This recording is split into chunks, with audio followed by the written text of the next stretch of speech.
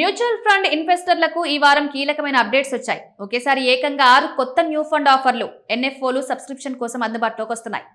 ముఖ్యంగా ICICI Prudential mutual fund నుంచి ఒకేసారి 3 లైఫ్ సైకిల్ ఫండ్స్ రావడం ప్రత్యేకంగా నిలుస్తోంది. ఐసిఐసిఐ ప్రుడెన్షియల్ తీసుకున్న 3 లైఫ్ సైకిల్ ఫండ్స్ గురించి తెలుసుకుందాం. ఈ ఫండ్స్ లో ICICI Prudential life cycle fund 2031, ICICI Prudential life cycle fund 2036, ICICI Prudential life cycle fund 2041 ఉన్నాయి. ఈ 3 ఫండ్స్ ప్రత్యేకత ఏంటంటే ఇన్వెస్టర్స్ ఎంచుకున్న లక్ష సంవత్సరం దగ్గర పడే కొద్దీ పెట్టుబడుల ఎంపికలో మార్పులు చేసే విధంగా వీటిని రూపొందించారు. సాధారణంగా లక్ష్య కాలం దూరంగా ఉన్నప్పుడు ఈక్విటీ వంటి ఎక్కువ రిస్క్ ఉన్న ఆస్తులకు ఎక్కువ ఎక్స్పోజర్ ఉండే అవకాశం ఉంటుంది.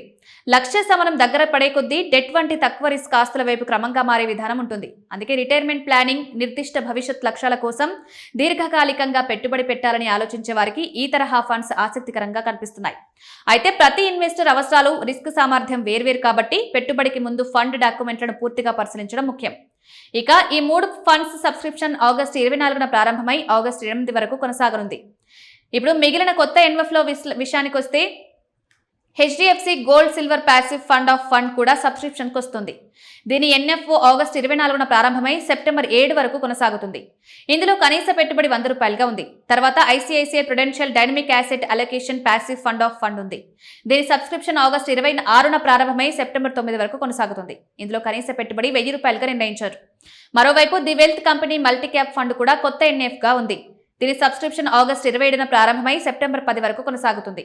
ఇందులో కనీస పెట్టుబడి ₹1000. ఇలా చూస్తే ఈ వారం మార్కెట్లో కొత్తగా వస్తున్న ఎన్ఎఫ్ఓల్లో life cycle, gold silver, dynamic asset allocation, multi cap వంటి విభిన్న పెట్టుబడి విధానాలున్నాయి.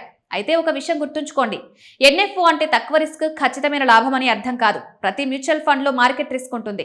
గతంలో వచ్చిన రాబడులు భవిష్యత్తులో కూడా వస్తాయనే గ్యారంటీ ఉండదు. కాబట్టి కేవలం కొత్త ఫండ్ వచ్చింది కదా అని వెంటనే పెట్టుబడి పెట్టకుండా ఫండ్ లక్ష్యం, పెట్టుబడి వ్యూహం, రిస్క్, ఖర్చులు, లాక్-ఇన్, ఎగ్జిట్ లోడ్ వంటి వివరాలను పరిశీలించి మీ ఆర్థిక లక్ష్యాలకు సరిపోతుందో లేదో తెలుసుకున్న తర్వాత నిర్ణయం తీసుకోవడం మంచిది.